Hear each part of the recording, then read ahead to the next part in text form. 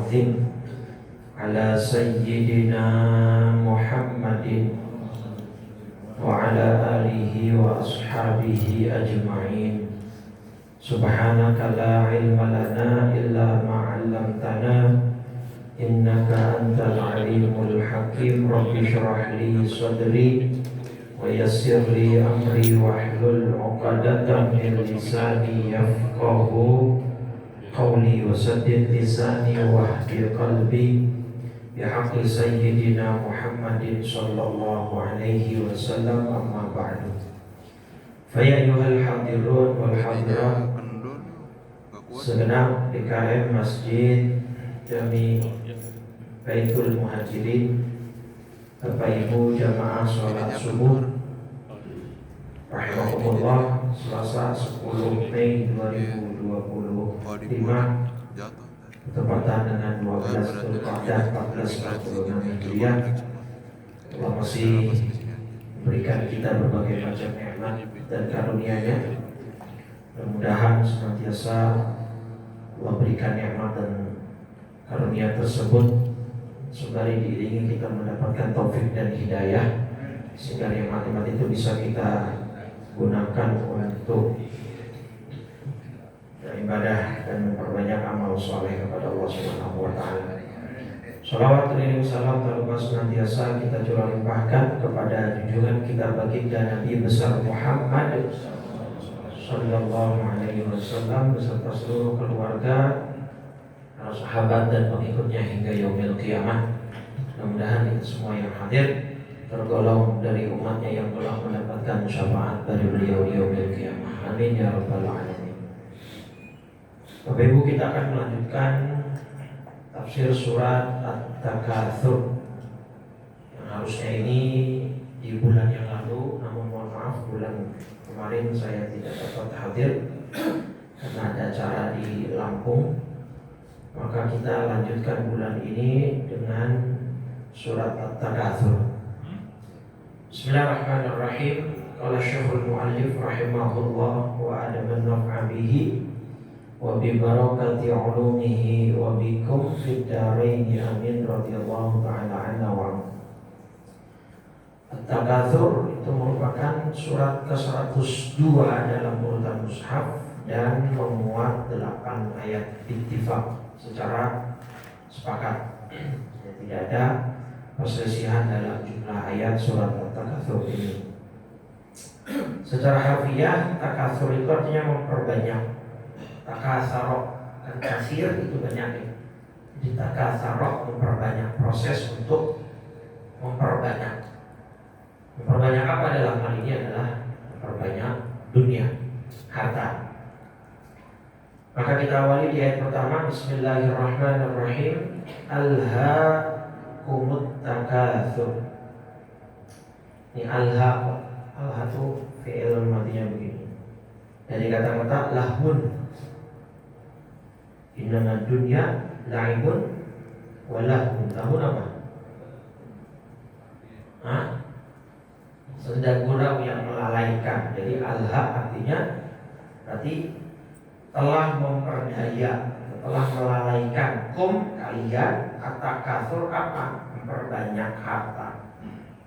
Itu. Jadi orang memperbanyak harta buat apa sih? Untuk berbangga, untuk tafakhur, untuk berbangga, untuk mengalahkan dalam tanda petik ya kepemilikan orang lain, merasa hebat, ingin disanjung, ingin dihormati, ingin dimuliakan. Nah, maka itu semua telah melalaikan manusia. Kenapa? Pertama begini, di antara fitnah umat Nabi Muhammad SAW yang paling dikhawatirkan oleh Nabi itu salah satunya ya adalah harta. Dalam hadis Tirmidzi nomor 2336,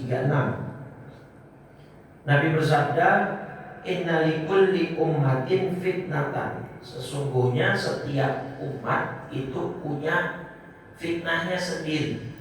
Fitnah di sini kalau dalam bahasa Arab bukan fitnah dalam bahasa Indonesia ya. Kalau fitnah dalam bahasa Indonesia apa? Fitnah dalam bahasa kita Indonesia, kamu fitnah kamu gitu. Berarti ngapain dia itu? Nuduh. Ya kan? Kalau fitnah bahasa Indonesia itu menuduh seseorang berbuat yang dia tidak lakukan. Itu namanya fitnah dalam bahasa Indonesia. Tapi dalam bahasa Arab atau bahasa agama, fitnah itu adalah ujian.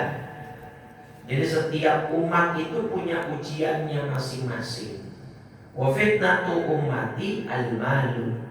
Dan ujian bagi umatku adalah harta. Itu memang sudah Nabi gariskan, sudah Nabi sabdakan seperti itu. Jadi ujian umatku itu adalah harta. Bagaimana orang nanti di akhir zaman saling berlomba memperbanyak harta. Sekarang ini, berarti maksudnya Ustaz, umat Islam disuruh jadi miskin aja? Enggak begitu pemahamannya. Jelas ayatnya ada tentang rukun Islam itu ada bayar zakat kok. Aqimus shalah wa atuz zakah. Maka orang yang wajib bayar zakat orang miskin atau orang kaya? Orang kaya yang mencapai nisab tertentu. Bukan Islam menyuruh umatnya jadi miskin, enggak. Nah, cuma Nabi bilang ujian umatku nih harta. Boleh umatnya jadi orang kaya, cuma harus diperhatikan. Harta itu kan nanti yang ditanya dua, Bapak Ibu. Min aina iktasabahu wa fima anfaqahu. Dari mana sumbernya, kemana alokasinya. Dua instrumen itu, dua variabel itu yang akan ditanya dalam urusan harta manusia. Sumbernya dari mana, alokasinya untuk apa. Dua-duanya harus dalam hal yang halal. Kalau dua-duanya atau salah satunya tidak halal, ya maka tanggung jawab besok di akhirat. Ya. Jadi sumbernya dari mana, alokasinya. Kalau sumbernya halal, dapatnya dari kerja yang halal, dapatnya dari usaha yang halal, dari dagang yang halal. Tapi alokasinya buat judi online, buat main wanita, alokasinya jadi haram, maka dipertanggungjawabkan juga. Atau sebaliknya, sumbernya haram, alokasinya halal. Sumbernya hasil korupsi, tapi dipakai buat bangun masjid. Sumbernya korupsi, dipakai buat pergi haji. Nah itu kan juga bermasalah kan? Maka dua-duanya ini, sumber dan alokasi ini harus dipastikan yang halal. Jadi bukan gak boleh jadi orang kaya, orang Islam. Boleh, silakan. Gitu ya. Nah, terus Ustaz, bukannya ada hadis tuh dalam Ibnu Majah, Nabi bilang umatku yang miskin akan lebih dulu masuk surga. Betul, ini hadisnya sahih. Nomor 4122. Kalau Rasulullah SAW, Nabi bersabda, yadkhulu fuqara'ul mu'minina al-jannata qabla al-aghniyah binisfi yaumin. Orang-orang fakir, orang-orang miskin dari golongan umatku yang beriman akan masuk surga sebelum orang kaya dengan jeda setengah hari. Setengah hari apa ini? Akhirat. Sedangkan satu hari akhirat 1000 tahun dunia. Ya, dalilnya surat apa itu? Surat Al-Hajj, surat 22 ayat 47. Ya. Surat Al-Hajj, surat 22 ayat 47. Allah berfirman, "Wa inna yawman 'inda rabbika ka'alfi sanatin mimma ta'uddun." Dan sesungguhnya sehari di sisi Tuhanmu Allah adalah seperti 1000 tahun menurut perhitunganmu. Maka setengah harinya 500 tahun dunia. Dan juga dijelaskan oleh Nabi dalam hadis ini, khamsimi'ati am. Loh Ustaz, berarti kan itu benar tuh, Nabi nyuruh umatnya jadi miskin. Enggak. Ini Pak, babnya dalam Ibnu Majah, beliau memberi judul Babu Manzilatil Fuqara. Bab keutamaan orang fakir, orang miskin. Bukan Nabi nyuruh umatnya jadi miskin. Gini, kan namanya hidup itu di atas takdirnya Allah Pak. Semua orang kalau ditanya pengennya jadi kaya apa miskin? Secara umum pasti kaya, walaupun ada orang memilih jadi sederhana, ada. Tapi pasti pengennya jadi kaya. Nah cuman kan seringkali fakta itu tidak sesuai dengan ekspektasi. Semuanya pengen kaya, tapi ternyata pada Allah mentakdirkan dia jadi miskin. Usaha bangkrut terus, kemudian bisnis ditipu terus, akhirnya gak kaya-kaya. Memang takdirnya belum miskin. Nah maka Nabi menghibur orang yang memang takdirnya miskin, kalian gak usah sedih, kalian gak usah merasa iri dengan orang yang kaya, karena kalian punya kelebihan. Nah gitu. Apa kelebihan kalian? Salah satunya yang diberi takdir oleh Allah tidak kaya, maka kalian masuk surganya lebih dulu. Berapa hari?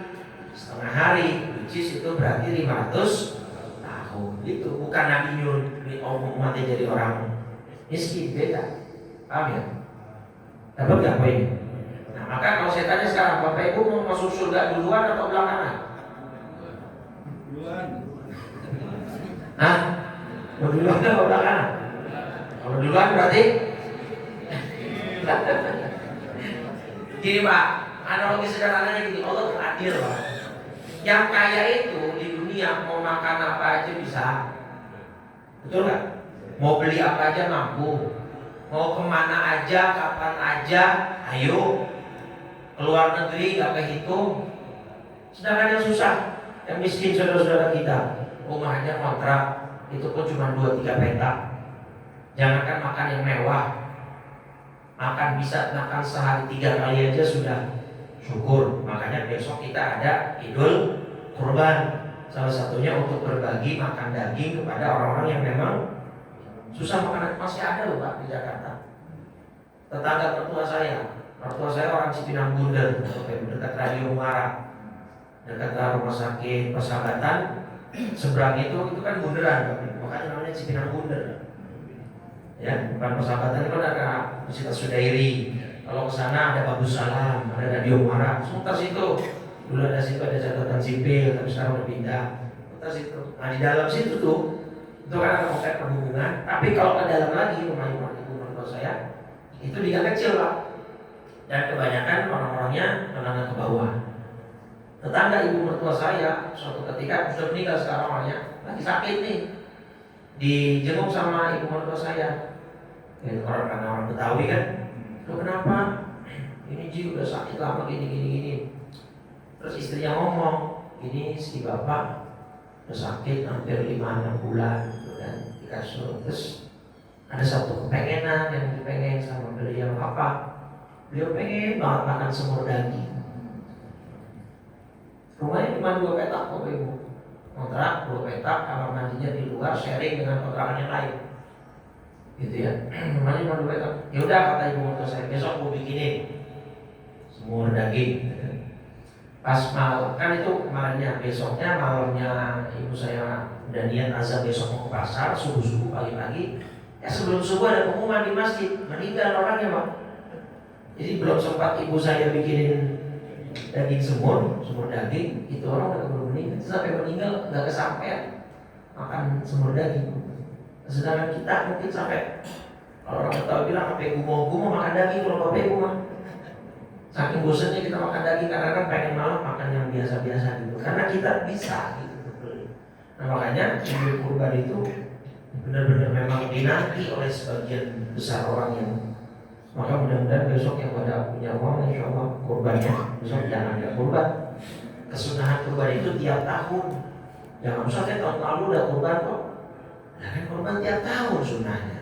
Terus kalau dibalikin sama Allah, yaudah ya kamu hari ini gak usah nafas ya, kemarin kan udah nafas. Coba kalau dibalikin sama Allah gitu gimana? Jadi yang alasan tahun lalu saya udah kurban, sekarang gak usah. Yaudah sekarang gak usah nafas, kemarin udah nafas gitu, gak bisa. Memang Allah bertubi-tubi kita agak kurang-kurang ya. Maka kalau bisa setiap tahun kurban ya. Saya yakin jamaah Baitul Majid insya Allah model wajahnya bersahaja semua ini. Wajah-wajah gak punya utang ini kayaknya ya. Saya yakin duitnya banyak. Insya Allah berkah yang pada ini. Nah baik, itu Bapak Ibu. Jadi memang harta ini menjadi godaan terbesar bagi umat Nabi. Buktinya sudah orang punya penghasilan 1 sekian M masih belum puas. Iya kan? Masih ngoplos juga, masih korupsi juga, ini dan itu. Yang terbaru di kasus PTA itu, Alma ya, yang Kejagung menemukan yang dipamerkan uang 6,8 triliun, uang cash Pak, 6,8 triliun dipamerkan oleh Kejagung. Uang semua itu. Kalau buat dibeliin kuaci sama cendol, udah lengket Jakarta gitu. Nah itu jadi yang manusia itu benar yang Nabi bilang ya, kalau dia punya 1 lembah emas belum puas, pasti berharap punya 2. Ya tamanna yakuna lahu wadiyan minadhab. Punya 2 lembah emas belum puas, pasti pengen punya 3 seterusnya. Semua itu fitrah. Apa sebabnya itu? Zuyyina lin-nasi hubbus syahawati minan nisa wal banin wal qanatiril muqantarati minadz zahabi wal fiddah. Surat apa itu? An-Nisa apa? Al-Imran ayat 18. Bukan. Surat apa? Zuyyina An-Nisa apa maksudnya? Aduh lupa saya. Coba yang ada ingat diingatkan. Jadi intinya memang manusia itu sudah ditakdirkan, sudah dibentuk oleh Allah mendapatkan modal cinta terhadap sesuatu yang dia betul Al-Imran ayat 14 sama 14 ini ya. Dijadikan terasa indah dalam pandangan manusia cinta terhadap apa yang dia inginkan, berupa pasangan, anak-anak, harta benda yang bertumpuk Pak. Sudah disebut sama Allah. Wal qanatiril muqantarah. Harta itu manusia gak cukup sedikit, maka dia cenderung akan menumpuk. Makanya kalau kita balik ke surat Al-Humazah ya, alladzi jama'a malam wa addadah. Orang-orang yang mengumpulkan harta dan menghitungnya. Nah ini, dia yang mengumpulkan harta dan menghitung-hitungnya. Jadi harta dia dihitung terus. Nah, ketika manusia cenderung menghitung harta, maka dia punya kecenderungan pelit. Kenapa? Karena kalau dia keluarkan untuk infak, sedekah, zakat, kurban, apapun lah yang bentuknya pengeluaran, cenderung manusia itu gak suka. Karena tadi kecenderungan manusia pengennya numpuk. Ketika ada konsep zakat, infak, sedekah, kurban dan lain sebagainya, secara real harta dia berkurang secara kasat mata, betul nggak? Jadi orang-orang nggak suka itu, nggak suka berbagi. Nah, tabungan saya tinggal segini, padahal kemarin masih segini. Bahkan ada orang yang saking pelitnya, karena nggak mau tabungan atau harta yang bertumpuknya berkurang, buat diri sendiri aja pelit Pak. Ada orang begitu, mau sakit nih, tapi nggak pernah berobat ke dokter, walaupun mungkin nggak pakai BPJS itu, nggak pakai BPJS. Duit sendiri, kenapa lu gak berobat? Sayang duitnya, dengan obat warung aja murah. Padahal buat diri sendiri tuh Pak. Ada gak pengen? Ada Pak. Ada. Kenapa? Karena gak mau hartanya berkurang. Buat diri sendiri aja dia gak mau spending, apalagi buat orang lain. Itu namanya syahid Pak, kalau dalam bahasa Arab. Kalau orang pelit kan, secara umum Bapak taunya bakhil ya. Di atas bakhil masih ada Pak syahih. Nah syahih itu yang bahkan buat diri sendiri dia nggak mau spend. Orang Betawi bilang apa? Korek ya? Iya korek. Jadi kalau beli makan nih ke restoran, ke bakso, ini mintanya selalu di traktir, dibayarin. Suruh traktir nggak pernah mau, padahal duitnya bacaan dia. Ada orang begitu Pak, karena itu tadi kecenderungan di manusia yang ada menghitung-hitung harta. Dan terus di dalam Ali Imran 14 Allah memang sudah menyematkan cinta kepada kepada harta qanatiril muqantarah, harta yang bertumpuk. Nah itu udah sifat dasar manusia. Makanya Nabi doa supaya nggak jadi orang kikir. Gimana doanya? Ini doa di zikir pagi petang ada ini. Ayo yang bisa saya koreng dompet nih. Allahumma inni a'udzubika minal hammi wal hazan, wa a'udzubika minal ajzi wal kasal, wa a'udzubika minal jubni wal bukhli. Ya Allah, aku berlindung kepadamu dari sifat jubn, pengecut, wal bukhli, dan sifat kikir. Kalau Nabi sudah sampai berdoa meminta perlindungan, berarti yang sifat bahaya apa? Bahaya. Karena Nabi saja khawatir terjangkit. Kalau sekelas Nabi saja khawatir terjangkit, dan mungkin walaupun secara akal nggak mungkin Nabi beli. Pak, Bu, Nabi itu level berbaginya ya. Saya tampilkan hadis sahih yang dikutip Imam Nawawi dalam Riyadhus Shalihin. Level berbaginya Nabi itu baru berhenti berbagi kalau Nabi sesuatu yang Nabi punya itu sudah habis. Paham nggak Bapak? Jadi Nabi baru selesai atau baru stop berbagi kalau yang Nabi punya sudah habis. Ya. Di mana ya? Habisnya soal berbagi. Nah ini misalnya, jadi Nabi itu memang di luar ini, di luar kemampuan kita untuk kita teladani secara menyeluruh. Jadi inna nasa minal ansar, di hadisnya itu datang seseorang kepada Nabi Muhammad SAW, kemudian meminta kepada Nabi sebuah permintaan, sampai kemudian datang lagi, terus minta lagi, hatta nafida ma'indahu. Nah ini Pak, hatta nafida ma'indahu. Hadisnya di sini. Bukharinya 1469, Muslimnya 1053. Nabi fa'aqahum, Nabi kemudian berikan terus sampai yang ada di sisi Nabi habis. Baru Nabi berhenti. Itu pun Nabi masih ngomong, "Mayakun min khairin falan addakhirahu ankum." Kalaupun saya masih punya, enggak akan saya sembunyikan. Kalau saya masih ada, enggak mungkin saya umpetin. Itu Nabi. Jadi ya memang level Nabi berbeda. Itu dia ya.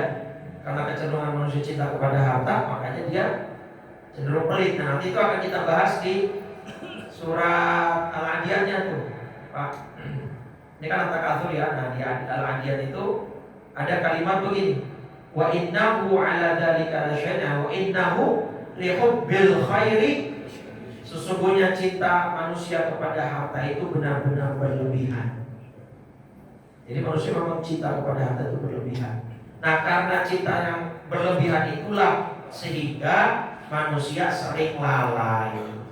Karena dia ingin memperbanyak, ingin menumpuk, dan ingin berbangga-bangga terhadap apa yang dia kumpulkan. Baik, maka itu ya. Mudah-mudahan kita terhindar dari sifat kikir, sifat pelit, gitu ya. Dan memang ini penyakit. Kalau penyakit itu bisa menjangkit siapapun, termasuk ustaz. Bisa nggak ustaz pelit? Ada nggak ustaz pelit? Ada, banyak. Kayaknya pengalaman ini. Ya kita kan nggak nyebut siapa ya, tapi ya itu namanya penyakit, Pak. Penyakit itu ya bisa menjangkit kepada siapapun gitu. Oke, ayat keduanya nih gak kalah menarik. Hatta zurtumul maqabir. Ya, berbangga-bangga dalam memperbanyak dunia telah melalaikanmu sampai kamu masuk ke dalam kubur. Ini pemahamannya bisa dua, Bapak Ibu. Pemahaman pertama maksudnya lihat kita sampai kamu masuk ke dalam kubur. Pemahamannya dua. Satu, manusia baru berhenti dari ambisi dunianya kalau mati. Itu pemahaman pertama. Jadi dia berhenti kalau sudah mati. Nah, pemahaman kedua dalam tafsirnya, nah ini Pak, ini agak unik sekaligus lucu. Jadi gini ceritanya dalam tafsirnya. Dulu di Bani Quraisy ada dua suku, Pak. Ada dua suku ya. Pertama ada dua suku. Pertama namanya Banu Saham atau Bani Saham. Bani Saham. Yang kedua Bani Abdi Manaf. Dua suku ini terkenal dengan perseteruannya. Jadi orang Arab kan emang dulu doyan banget perang, doyan banget ribut, berantem.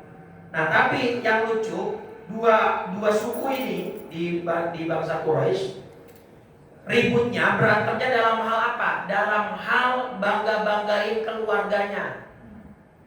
Jadi gini, Bani Saham ngomong ke Bani Abdi Manaf, nih di keluarga kita dong, ya ada jenderal bintang 4, misalnya gitu. Entar Bani Abdi Manaf balas lagi, baru bintang 4. Di kita dong ada keluarga dengan bintang 7. Bintang 7 itu ada mau.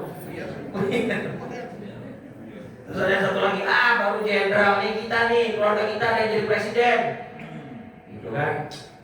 Baru presiden kita, anak sama bapak jadi presiden. Misalnya begitu. Contoh doang ini mah contoh. Tuh, jadi Abdi Manaf sama Bani Saham ini main apa? Saing-saingan dalam hal berbangga soal dunia.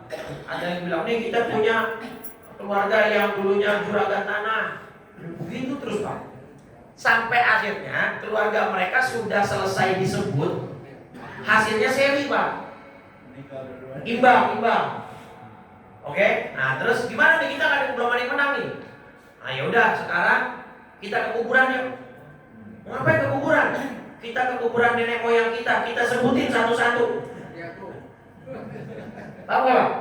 Jadi mereka ke kuburan nenek moyang mereka untuk sebutin satu-satu. Ini dulu apa, punya apa, jabatannya apa, gitu loh.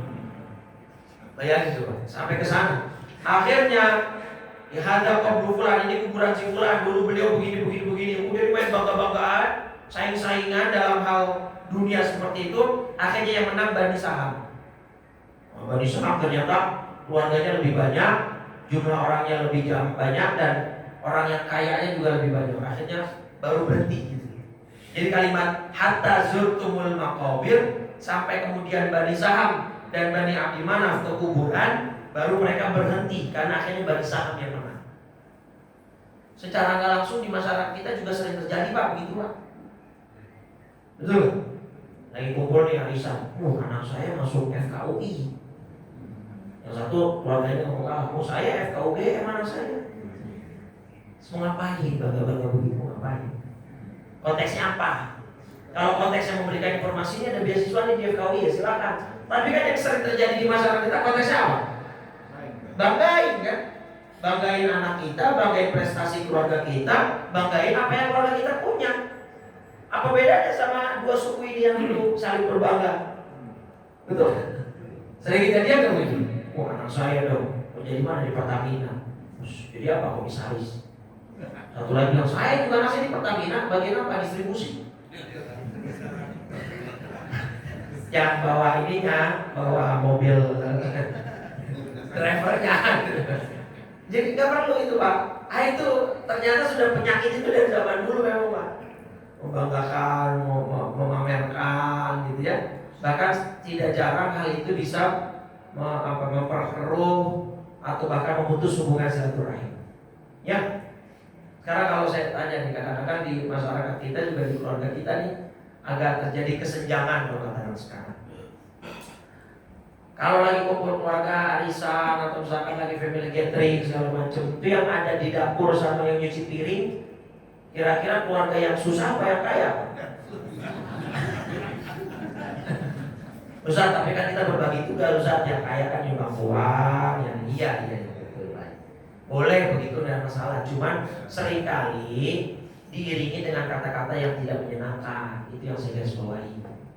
Kerjasama dalam hal itu sih sah-sah saja. Yang kaya sudah punya uang kan nih, vilanya dia bayar, akomodasinya dia yang sediakan, transportasinya dia yang tanggung gitu kan. Maka yang susah ya tahu diri lah. Kita nggak nyumbang apa-apa, berarti nyumbang pakai apa? Tenaga, cuci piring, warung, masak gitu. Oke, cuman gak perlu ada komentar-komentar yang negatif, kalimat-kalimat yang menyakitkan gitu. Bahkan kalau perlu ya basa-basi, bantuin gak gini. Karena saya itu banyak terjadi ya, banyak terjadi di masyarakat. Ada kasus juga Kemarin di radio ramai itu seorang anak curhat ibunya digitukan sama keluarga dari pihak ayah, karena ayahnya udah meninggal. Ada pihak keluarga kumpul, gak bawa kue dia karena dia orang susah secara keluarga. Disindir, oh, kamu sih mau makan gratis ya, kamu gak mau makanan. Sakit hati gak dari orang begitu? Keluarga loh itu, keluarga. Ya walaupun mungkin ipar, gitu kan. Tapi kan anaknya itu kan ponakan mereka gitu.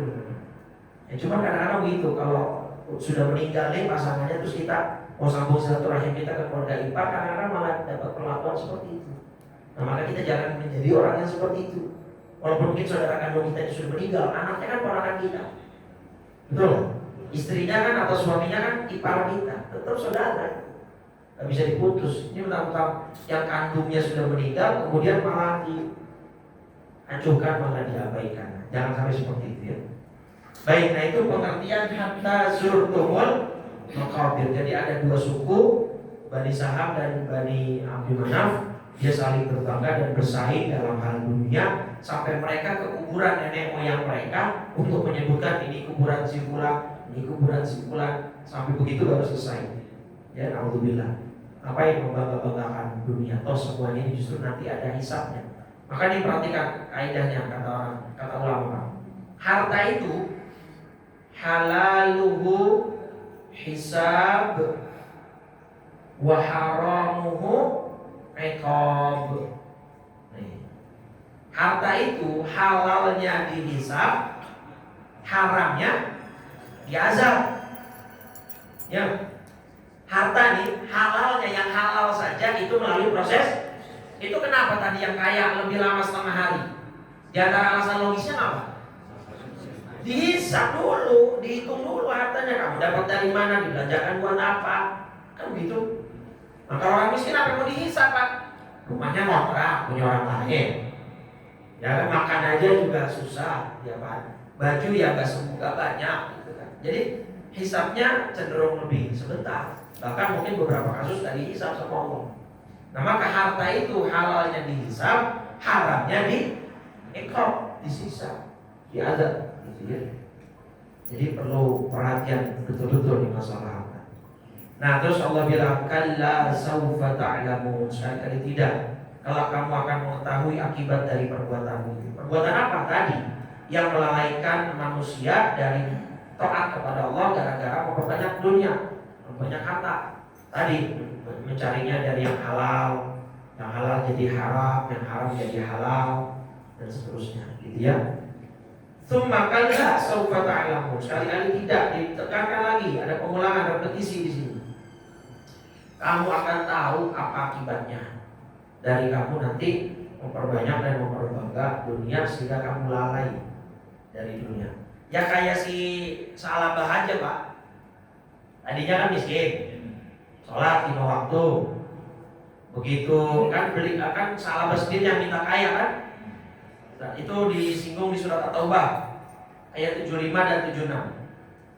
Kata Salabah ke Nabi, Rasul doain saya biar kaya. Kalau saya kaya, saya ibadahnya makin rajin, sedekahnya makin banyak. Biasa, orang kalau lagi butuh janjinya biasanya begitu. Ya, terus dikabulkan sama Nabi kan. Nah, kemudian jadi kaya tuh. Wa minhum man ahadallah, di antara mereka ada orang yang telah berjanji. Nah, orang ini maksudnya Sa'labah bin Hatib. Ya, di dalam surat At-Taubah ayat 75-76. Ini maksudnya Sa'labah bin Hatib. Ada orang yang berjanji, sungguh jika Allah memberikan sebagian dari karunia-Nya kepada kami akan bersedekah dan kami termasuk orang yang soleh. Tapi apa yang terjadi? Falamma atahum, ketika Allah memberikan kepada mereka sebagian dari karunia-Nya, bakhilu bihi, mereka jadi kikir. Jadi jangankan sedekah, zakat yang wajib saja Sa'labah jadi enggak bayar. Gitu kan? Wa tawallaw wa hum mu'ridun, dan dia berpaling. Kenapa? Tadinya sholat 5 waktu rajin ke masjid, jadi enggak sama sekali bisa ke masjid. Ya, wa hum mu'ridun, dan selalu menantang kebenaran. Kenapa? Karena merasa dirinya kaya, mampu, bisa apa saja, bisa beli apa saja. Ya, termasuk yang sekarang banyak orang menyuap hakim untuk bebas. Kan lagi ramai kan? Kasusnya Ronald Tanur, hakimnya sudah difoniskan 3 orang hakim. Tahu kasus Ronald Tanur kan? Yang di Surabaya, Ronald Tanur menganiaya pacarnya sampai meninggal. Pas vonis hukumannya bebas. Jadi sedikit karena netizen bersuara, masa iya bebas? Gak ada tuntutan sama sekali, diperiksa. 3 hakimnya terbukti terkena suap oleh ibunya. Ibunya saya Ronald Tanur ibunya nyuap berapa M gitu ya. Nah, kemudian 3 hakimnya kemarin sudah putusan 10 tahun hakimnya terkena hukuman gitu ya. Nah, kalau Bapak Ibu perhatikan ayat rangkaian puasa Al-Baqarah 183 kan? Ya, lihat nih 183 Al-Baqarah itu tentang kewajiban puasa. 184 tentang puasa juga, masih berkutat masalah teknis fikihnya. Kalau yang sakit dalam perjalanan gimana? 185 menjelaskan keutamaan bulan Ramadan. 186 tentang doa, ya kan? Makanya doanya orang berpuasa itu mustajab. 187 masih tentang rangkaian ayat puasa Ramadan. Ya, penjelasan hukum malam hari boleh bercampur suami dan istri. Nah, 188 tiba-tiba larangan, Pak. Wala taqulu amwalakum bainakum bil batil. Jangan kamu makan harta, Pak, harta lagi langsung. Jangan makan harta di antara kamu dengan jalan yang batil, korupsi, mencuri, begal. Nah, kaitannya korelasinya dengan ayat puasa apa? Bapak Ibu, ada yang bisa nangkap nggak? Kok habis menjelaskan tentang puasa Ramadan dari 183 ke 187 tiba-tiba larangan makan harta orang lain? Korelasinya gini, Pak. Puasa itu kebanyakan manusia muslim kan takut, Pak, untuk batal. Padahal nggak ada yang lihat. Bapak Ibu bisa nggak? Di rumah ibu suaminya kerja, anaknya sekolah, kuliah, ibu makan dalam kamar kunci pintu, bisa nggak? Ada yang tahu nggak? Nggak ada. Mbaknya di luar kok, ART-nya di kamarnya. Kita nih bapak yang kerja di kantor, ke toilet atau masuk ke ruangan yang berhorden. Tahu yang berhorden? Nah, pas pulang istrinya tahu nggak dia tadi buka? Nggak tahu. Kecuali pas dia pulang di giginya ada sisa. Nah, maksudnya gini, orang puasa ada potensi begitu kan? Ada potensi batal begitu kan? Diam-diam. Tapi orang yang betul-betul beriman nggak berani. Padahal nggak ada yang lihat, nggak ada yang tahu. Nah, harusnya pendidikan itu terbawa ke dunia kerja Anda, ke dunia muamalah Anda dengan manusia. Walaupun nggak ada orang yang lihat, jangan coba-coba mencuri. Walaupun nggak ada orang yang tahu, jangan coba-coba korupsi. Kan sama aja. Itu maksudnya. Makanya ada korelasinya. Setelah ayat puasa tiba-tiba jangan kamu makan harta di antara kamu dengan jalan yang batil. Nah ini, wa tudlu biha ilal hukam. Jangan kamu menyuap dengan harta itu kepada para hakim. Udah dijelasin. Ya. Jadi ya itulah harta lagi-lagi. Kenapa hakimnya mau menerima suapan itu? Ya karena tadi al-hakumul pengen punya banyak, pengen bermegah-megahan hidupnya. Ya. Kalau ta'lamuna ilmal yakin, sekali-kali tidak, jangan melakukan itu. Niscaya kamu nanti akan mengetahui dengan pasti, ya. Kemudian la tarawunnal jahim, kamu benar-benar akan melihat neraka jahim. Tsumma la tarawunnaha 'ainal yakin. Ini ada ilmu yakin, ada ainul yakin, Pak. Kalau ilmu yakin itu pengetahuan, tapi pasti kita tahu dengan yakin itu benar. Nah, kita ini masih dalam tahap ilmu yakin, Pak, terhadap surga, neraka, kubur. Kita belum ainul yakin belum. Karena kita belum mengalaminya, belum melihat. Kita baru ilmu yakin, tapi ilmu yakin pun sudah tahapan ilmu yang memang dipastikan kebenaran. Contoh gini, Pak. Bapak Ibu tahu alat pemotong kayu di workshop kayu itu di tukang mebel. Tukang mebel beneran ini ya. Untuk potong kayu ada alatnya nggak? Yang tinggal seret. Sekarang saya tanya, kalau Bapak Ibu tangannya masuk situ putus nggak? Putus nggak kira-kira? Tahu dari mana? Emang udah pernah ngerasain? Kan nggak perlu kita ngerasain untuk mengetahui bahwa kalau tangan masuk situ pasti Karena kayu saja yang begitu keras putus. Betul nggak? Nah itu namanya ilmu yakin. Jadi nggak perlu Bapak Ibu ke neraka dulu untuk meyakini bahwa neraka itu ada. Paham maksudnya ya? Itu namanya ilmu yakin. Bahwa kita punya keyakinan akan suatu pengetahuan. Nah keyakinan kita mengatakan bahwa surga dan neraka itu ada, akhirat itu ada. Nah, itu namanya ilmu yakin. Nanti begitu kita sudah meninggal, melihat semuanya, itu namanya baru ainul yakin. Ya memang levelnya berbeda Pak antara ilmu yakin dengan ainul yakin. Orang yang cuma tahu bahwa kalau jari masuk ke alat potong kayu itu putus, dengan orang yang benar-benar melihat temannya putus, efek pengaruh ke dalam jiwa seseorang sama atau beda? Beda. Bisa jadi orang yang melihat tangan temannya putus depan mata dia sendiri akan trauma. Ya kan? Tapi kalau belum melihat, ya cuma tahu, ya sekedar menghindar saja. Tapi kalau udah melihat temannya, wah teman saya pucat darahnya begini, bisa jadi trauma karena sudah melihat. Nah kita nggak perlu melihat neraka untuk meyakini bahwa neraka itu ada, apalagi sampai nyobain, nggak usah. Tapi Ibu penasaran emang? Pengen nyobain nggak? Panas kan? Yakin nggak neraka itu panas? Yakin, nggak usah pakai. Kayak misalkan, yakin nggak Bapak Ibu kalau kena api dunia itu panas? Yakin kan? Itu nggak perlu dicobain gitu. Untuk mengetahui bahwa itu namanya ilmu yakin. Oke? Nah besok kalau kita meninggal baru kita ke tahapan ainul yakin. Begitu kita sudah masuk surga, mudah-mudahan semuanya masuk surga. Nah kita baru namanya nanti ada yang ketiga paling tinggi, haqqul yakin.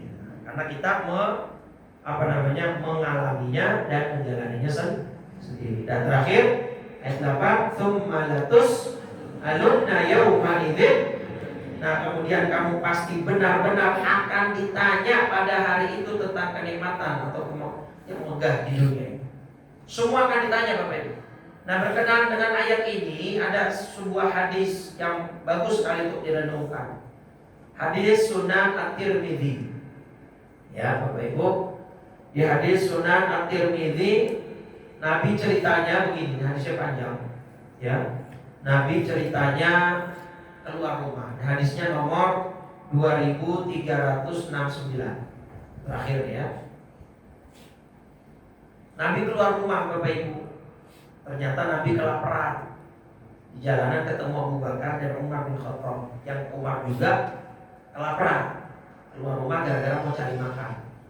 Terus Nabi kemudian memutuskan, ya udah yuk kita ke rumahnya sahabat Haitham bin At-Tayyihani Al-Ansari. Yuk kita ke rumah Abu Haitham. Kenapa? Karena rajulan katsiran nakhil wasyab. Dia ini juragan kambing plus juga punya kebun kurma. Jadi orang kaya lah. Ya. Jadi kalau Anda jadi orang kaya, kemudian ada orang yang mengandalkan Anda dengan kekayaan Anda untuk berbagi ke dia, Anda harus bersyukur Bapak Ibu. Berarti Allah menempatkan Anda menjadi orang yang bermanfaat untuk orang itu. Ya tentunya tetap dengan filterisasi. Kadang juga ada orang kan yang cuma modus gitu ya, segala macam. Jadi supaya tepat sasaran lah, tetap boleh Bapak Ibu memfilter untuk berbagi ke siapa supaya tepat sasaran. Karena juga pengemis di jalanan banyak yang modus. Bahkan duitnya banyak, mobilnya ada, rumahnya tingkat. Banyak kan yang terjadi razia begitu. Ya, daripada yang seperti itu kita nggak tahu jelas di mana kondisinya, mendingan ke keluarga, ke tetangga yang kita memang tahu dia misalkan masih jobless, masih belum punya, atau orang yang kita kenal, teman, kawan dan seterusnya. Ya udah kita ke rumah. Akhirnya apa? Fabasotolahu bisaton. Nabi kemudian dihamparkan tikar di bawah pohon kurmanya Pak. Kemudian disajikan makanan dengan berbagai macam, ya daging dipotongkan, kambing gitu ya. Kemudian dikasih buah-buahan, kurma, air dingin. Tiba-tiba Nabi ngomong begini Pak. Hadza walladzi nafsi biyadihi minan na'imil ladzi tus'aluna anhu yaumil qiyamah. Demi Allah, ini semua termasuk nikmat yang besok kalian akan dimintai pertanggungjawabannya. Kemudian Nabi mengutip ayat ini. Kemudian kamu pasti benar-benar akan ditanya pada hari itu tentang kenikmatan yang megah di dunia. Nabi menyebutkan 3 elemen. Zillun baridun. Nih, kita berada di bawah pohon korma, di tempat bernaung yang sejuk, besok akan diminta pertanggungjawaban. Kalau dalam konteks kita berarti apa? Tempat bernaung, rumah. Bapak Ibu dikasih rumah yang yang bagus, yang mewah, yang bahkan luas, melebihi rumah orang lain, semua akan diminta pertanggungjawaban. Apakah rumah itu kemudian jadi tempat yang baik untuk ibadah, rumah itu jadi tempat Bapak Ibu mendidik anak-anak agar menjadi soleh dan solehah seterusnya. Yang kedua, rutbun thayyibun, kurma yang lezat. Dan karena tadi disediakan kurma oleh Abu Haytham, berarti kalau konteks kita apa? Makanan. Tadi kita bisa makan daging kapan saja. Ya, di saat yang bersamaan masih ada orang-orang di Jakarta yang belum makan daging, harus nunggu Idul Adha, harus nunggu pemberian orang lain. Itu akan diminta pertanggungjawaban. Bersyukur atau enggak dengan makanan. Sedangkan saudara-saudara kita di Palestina belum makan saja susah. Itu kan? Itu akan diminta pertanggungjawaban. Yang ketiga, ma'un baridun, air yang sejuk, yang tawar, yang mengandung mineral, yang melepas dahaga. Apalagi kalau air dingin, apalagi kalau ditambah dengan rasa-rasa, itu juga akan diminta pertanggungjawaban. Jadi tiga ini disebut: tempat bernaung, makanan yang lezat, air yang sejuk, yang dingin, yang melepaskan dahaga. Nah, itulah tiga nikmat yang saat ini kita dapatkan dari Allah, akan dimintai pertanggungjawabannya dan ditanya oleh Allah Subhanahu wa taala, apakah harta-harta itu melalaikan kamu dari taat kepada Allah, atau justru harta itu membuat kamu lebih dekat kepada Allah? Kan pertanyaannya gara-gara harta sholat kan? Apa justru tambah semangat sholatnya, atau justru tambah males? Gara-gara kasur yang empuk malam kebangun, apa justru subuhnya kebablasan? Ya, kalau ulama dulu malah apa? Tahu hewan itu enggak? Kalau orang Jawa bilangnya tindi atau kepinding. Apa ya kalau bahasa ini? Bangsat ya? Betul nggak, sama nggak tindi itu sama bangsat? Yang pokoknya biasanya tuh kalau ada di kasur tuh bikin tidur nggak nyaman karena dia gigit gitu ya, saudara, kayak nyamuk gitu lah. Beberapa ulama itu justru sengaja dipelihara Pak di bawah kasur. Bukan karena jorok, supaya tidurnya gak nyaman, gak nyenyak, supaya bisa bangun. Mau? Kalau kita kan udah malah dibeli kasur yang semahal mungkin, seempuk mungkin, biar tidurnya senyenyak mungkin. Bukan gak boleh, boleh, tapi nanti dipertanggungjawabkan tuh. Gara-gara itu kamu malah bablas subuhnya misalnya. Boro-boro tahajud misalnya, subuhnya saja malah bablas, itu juga diminta pertanggung. Jadi kayak gitu lah. Semua akan ditanya oleh Allah Subhanahu wa taala. Mudah-mudahan kita bisa menjadi orang-orang yang taat, orang-orang yang tidak lalai dengan harta dan dunia yang Allah titipkan kepada kita semua. Baik, itu yang bisa saya sampaikan. Selesai sudah, insyaallah surat At-Takatsur. Jadi kesimpulannya, bukan berarti Islam menyuruh umat yang menjadi miskin, tidak. Tapi kalau perhatikan dua hal: sumber harta kita dari mana dan alokasinya untuk apa.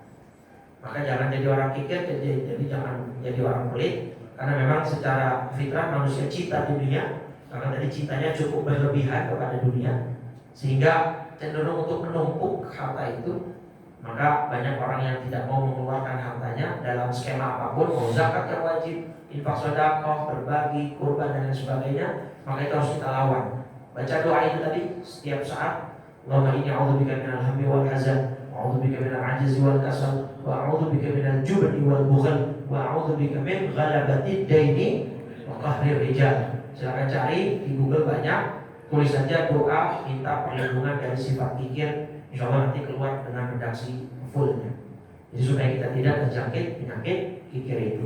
Dan mudah-mudahan yang terakhir, harta kita, dunia yang Allah titipkan ke kita, justru membuat kita semakin bisa lebih dekat kepada Allah, bukan semakin lalai, bukan semakin jauh. Amin ya rabbal alamin. Baik, kita akhiri kajian kita pagi hari ini dengan 3 kali kalimat tauhid. Mudah-mudahan kita semua wafat dalam keadaan husnul khatimah. Mudah-mudahan Allah berikan kita rezeki yang halal, yang berkah, yang mudah untuk didapat, dan juga mudah-mudahan hati kita mudah untuk melepaskan harta kita dengan mekanisme dan skema zakat, infak, sedekah, dan hal apapun yang bisa membawa kebaikan untuk dunia akhirat kita. Kalau Rasulullah sallallahu alaihi wasallam, afdalu ma qultuhu ana wan nabiyyuna min qabli la ilaha illallah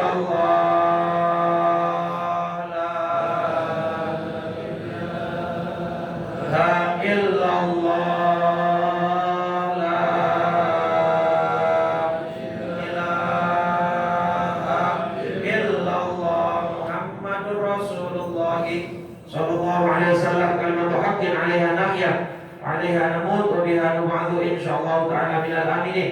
اللهم إنا نسألك إيمانا دائما ونسألك يقينا صادقا ونسألك علما نافعا ونسألك عملا صالحا متقبلا ونسألك رزقا حلالا واسعا طيبا مباركا ونسألك العفو والعافية ونسألك تمام العافية ونسألك الشكر على العافية ونسألك الغنى عن الناس. اللهم إنا نعوذ بك من الهم والحزن ونعوذ بك من العجز والكسل ونعوذ بك من الجبن والبخل ونعوذ بك من غلبة الدين وقهر الرجال.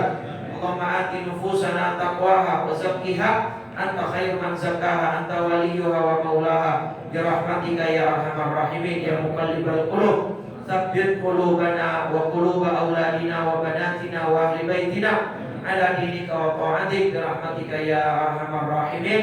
ربنا آتنا في الدنيا حسنة في الآخرة حسنة وقنا عذاب النار. وصلى الله على سيدنا محمد وعلى آله وصحبه وسلم والحمد لله رب العالمين. سبحانك اللهم وبحمدك أشهد أن لا إله إلا أنت أستغفرك وأتوب إليك. والعفو منكم. السلام عليكم warahmatullahi wabarakatuh.